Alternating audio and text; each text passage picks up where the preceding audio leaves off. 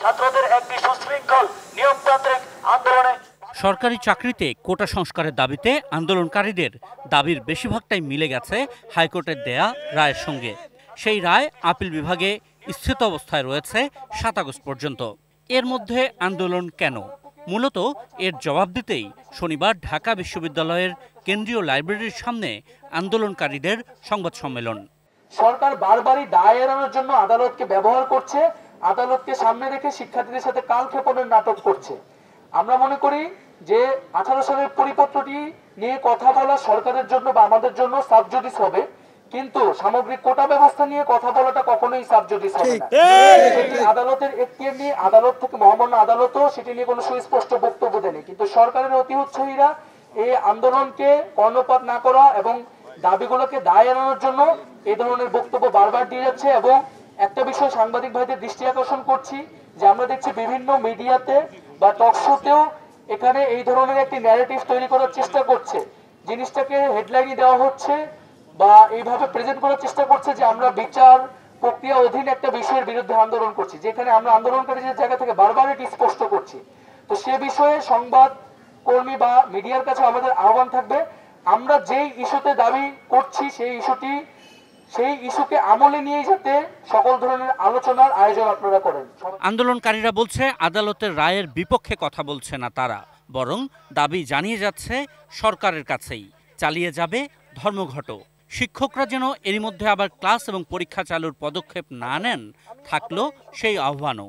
ঢাকা বিশ্ববিদ্যালয় সহ বাংলাদেশের সকল বিশ্ববিদ্যালয়ের সম্মানিত শিক্ষক বৃন্দকে উদ্দেশ্য করে বলতে চাই, আমরা দেখেছি আসলে যে আপনারা যেদিন আপনাদের যৌক্তিক দাবি পেনশন স্কিমকে সামনে রেখে সকল ক্লাস বা একাডেমিক কর্মসূচি যেগুলো রয়েছে বর্জন করেছেন, আপনাদের সকল শিক্ষার্থীবৃন্দ আপনাদের সাথে একাত্মতা ঘোষণা করেছে এবং তারা কিন্তু ক্লাসে গিয়ে বসে থাকেনি।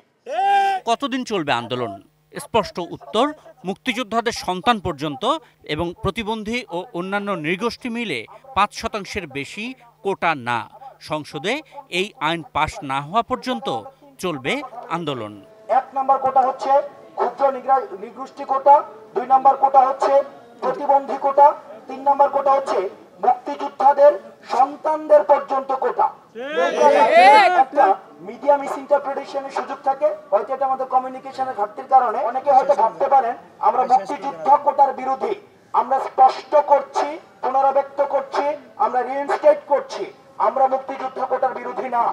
কিন্তু মুক্তিযোদ্ধাদের নাতিপুতিদের জন্য যে কোটাটা রয়েছে, যে অর্থাৎ এই কোটাটাকে যদি আমরা বৃহৎ অর্থে বলতে পারি সেটা হচ্ছে পোষ্য কোটা, এই পোষ্য কোটা বিরোধী। আপাতত কেন্দ্রীয় পর্যায় থেকে জেলায় জেলায় পৃথক সমন্বয় কমিটি গঠনের সিদ্ধান্ত নিয়েছে আন্দোলনকারীরা। রোববার সারা দেশে পদযাত্রা। ঢাকা বিশ্ববিদ্যালয় থেকে যেই যাত্রা যেতে চায় বঙ্গভবনে। জরুরি অধিবেশন থেকে সরকারি সকল চাকরিতে, সকল গ্রেডের সকল চাকরিতে কোটার যৌক্তিক সংস্কারের লক্ষ্যে মহামান্য রাষ্ট্রপতি বরাবর স্মারকলিপি প্রদান এবং গণপদযাত্রা। এই কার্যক্রমটিতে অংশগ্রহণ করবে ঢাকা সহ, ঢাকা বিশ্ববিদ্যালয় সহ জগন্নাথ বিশ্ববিদ্যালয়, 7 কলেজ, ঢাকা কলেজ, শেরেবাংলা কৃষি বিশ্ববিদ্যালয় সহ ঢাকার আশেপাশে ঢাকাস্থ যে বিশ্ববিদ্যালয়গুলো রয়েছে, আমরা ঢাকার যে শিক্ষা প্রতিষ্ঠানগুলো রয়েছে, তারা আগামীকাল আমরা গণপদযাত্রায় অংশগ্রহণ করব। এদিকে ছাত্রলীগ বলছে জেলা কোটা এবং নারী কোটা না থাকলে সুষম বন্টন হয় না, পিছিয়ে পড়ে সমাজ। কোটা কতটুকু থাকবে সেটা একটা পলিসি ম্যাটার, এজন্য জনগণের মতামত নিতে হবে। এই সমস্যার সমাধান করার জন্য কিন্তু শর্টকাট ওয়ে নেই। যারা শর্টকাট ওয়ে করতে চায় তারা শর্টকাট রাজনীতি, নিজেদের যে ষড়যন্ত্রমূলক রাজনীতি রয়েছে সেটিকে প্রতিষ্ঠিত করার জন্য সামনে নিয়ে এসেছে। এটি তাৎক্ষণিকভাবে কেউ জিজ্ঞেস করলে আমি বলে দিলাম যে এত % মানুষের কোটা দিতে হবে, অথচ সেই সংশ্লিষ্ট মানুষের কোনো মতামত আমরা গ্রহণ করিনি। এটি কোনো সুস্থ চিন্তা নয়। আমরা মনে করি যে সময় নিয়ে, বিশেষজ্ঞদের মতামত নিয়ে যথাযথ উপায়ে এটির একটি প্রকৃত সমাধান তৈরি করা সম্ভব। ছাত্রলীগের সভাপতির অভিযোগ, বর্তমান আন্দোলন ধরে রাখছে পেশাদার কিছু লোক। আদালতের মাধ্যমে ইতিবাচক সমাধানের সম্ভাবনা তৈরির পরেও রাজনৈতিক কারণে আন্দোলন জিয়ে রাখা হচ্ছে। এখনই তো এমন নয় যে ঠিক এই মুহূর্তে যেখানে বাংলাদেশে কোনো কোটা নেই, তাহলে শুধুমাত্র পলিটিক্যাল অ্যাটেনশন সিকিংয়ের জন্য সাধারণ মানুষকে এই যে দুর্বিষহ যন্ত্রণায় ফেলে দেয়া এবং একই সঙ্গে বিএনপি জামায়াতের রাজনৈতিক রাজনৈতিক ষড়যন্ত্রের গুটির অংশ হিসেবে শিক্ষার্থীদেরকে যে পরিণত করা, তার বিরুদ্ধে বাংলাদেশ ছাত্রলীগ ঐক্যবদ্ধ রয়েছে, সচেতন রয়েছে। এবং বাংলাদেশ ছাত্রলীগ আজকে এখান থেকে আমরা আপনারা জানেন যে আমরা ডোর টু ডোর ক্যাম্পেইন পরিচালনার উদ্বোধন করছি এবং একই সঙ্গে এক ধরনের পলিসি অ্যাডভোকেসি আমরা পরিচালনা করছি, কারণ আমরা মনে করি সাধারণ শিক্ষার্থীদের মতামত আমরা গ্রহণ করব। যৌক্তিক সংস্কারের অংশ হিসেবে আনুপাতিক হারটি কীরকম হতে পারে, শিক্ষার্থীদের কাছ থেকে আমরা সে মতামত সংগ্রহ করব, সাধারণ শিক্ষার্থীদের কাছে বাস্তব তথ্য উপাত্ত আমরা তুলে ধরব। সেটির আলোকে আমরা যথাযোগ্য কর্তৃপক্ষের কাছে যথাযথভাবে বাংলাদেশ ছাত্রলীগের পক্ষ থেকে সাধারণ শিক্ষার্থীদের মতামত আমরা তুলে ধরব এবং এর মধ্যে বিচার বিভাগীয় পর্যবেক্ষণ আসবে। সেটির পরেই কিন্তু একটি ইনক্লুসিভ সিদ্ধান্ত, একটি গ্রহণযোগ্য সিদ্ধান্ত, একটি টেকসই সমাধান হতে পারে বলে আমরা দৃঢ়ভাবে বিশ্বাস করি। এবং যতক্ষণ পর্যন্ত না এটির একটি যৌক্তিক সুরাহা হচ্ছে, বাংলাদেশ ছাত্রলীগ অবশ্যই সাধারণ শিক্ষার্থীদের সাথে নিয়ে শান্তিপূর্ণভাবে গণতান্ত্রিক উপায়ে, আইনসঙ্গত উপায়ে তাদের যে লড়াই রয়েছে আমাদের, সেই লড়াইকে আমরা অবশ্যই অব্যাহত রাখব।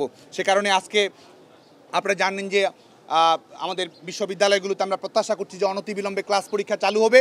সাধারণ শিক্ষার্থীরা ইতিমধ্যেই ফিরেছে, তারাও নিয়মিত ক্লাস পরীক্ষা শিক্ষা কার্যক্রম অব্যাহত রাখবে এবং আমাদের স্বাভাবিক শিক্ষা কার্যক্রমকে কেউ যদি বিঘ্নিত করতে চায়, বাংলাদেশ ছাত্রলীগের পক্ষ থেকে আমরা সুস্পষ্ট হুঁশিয়ারি উচ্চারণ করতে চাই। এবং আমরা দেখতে পাচ্ছি যে এই আন্দোলনকে ইতিমধ্যেই রাজনৈতিক রূপ দেওয়া হয়েছে।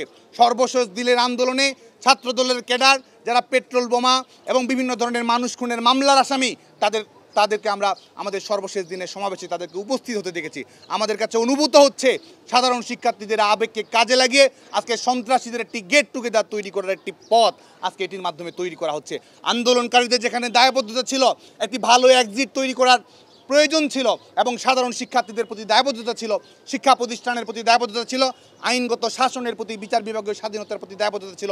কোনো কিছু তোয়াক্কা না করে যে নৈরাজ্যের পরিবেশ তারা তৈরি করেছে, যে এনার্কিজম তারা দেখিয়েছে, বাংলাদেশ ছাত্রলীগ শান্তিপূর্ণভাবে গণতান্ত্রিক উপায়ে তাদের বিরুদ্ধে লড়ে যাবে এবং শিক্ষা প্রতিষ্ঠানের স্বাভাবিক শিক্ষার পরিবেশ এবং কোটা ইস্যুর একটি যৌক্তিক সুরাহা বাংলাদেশ ছাত্রলীগ সুনিশ্চিত করবে, এই আশাবাদ রেখে। আশিকুর রহমান অপু, এটি নিউজ, ঢাকা।